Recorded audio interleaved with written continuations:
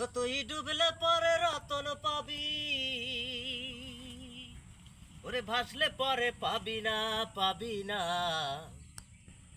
দিল দরিয়ার মাঝে দেখলাম আজব কারখানায় আমি, দিল দরিয়ার মাঝে দেখলাম আজব কারখানা। ওই ও তুই ডুবলে পরে রতন পাবি, ভাসলে পরে পাবি না, পাবি না। দিল দরিয়ার মাঝে দেখলাম আজব কারখানা। হ্যালো ভিউয়ার্স, আপনারা দেখুন, আসলে যে যাতে ডুবে থাকে সে সেটাই অনুভব করে এবং সেটাই সে অর্জন করতে পারে। দেখেন, এখানে একটা নতুন জাতের ধান লাগানো হয়েছে।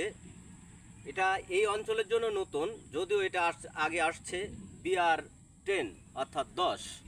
এই 10 জাতের ধান এখানে রোপণ করা হয়েছে।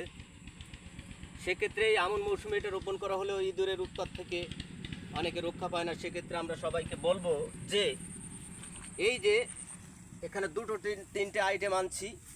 একটা হচ্ছে মদ্দা তাল গাছের জট অর্থাৎ জটো বলে, জটা তাল গাছ, এবং কলার শুকনো অথবা কাঁচা ডগা, এবং আপনারা টিউব ও উপরে পলিথিনের ফ্লাগ দিতে পারেন। এবং এটা দিয়ে রাখলে, কলার ডগা দিয়ে রাখলে ইঁদুর সাপ মনে করে দৌড়ে পালাবে। জটা দিয়ে রাখলে মনে করবে যে সাপ এসেছে, এটা অবশ্যই দেখে দৌড়ে পালাবে। এবং পলিথিনের ফরফরানি বাতাসের শব্দে ইঁদুর পালাবে যে কেউ এসে আমাকে তাড়া করছে। ধন্যবাদ সবাইকে। কৃষিক্ষেত্রে কেউ লাইক কমেন্ট শেয়ার করতে চায় না।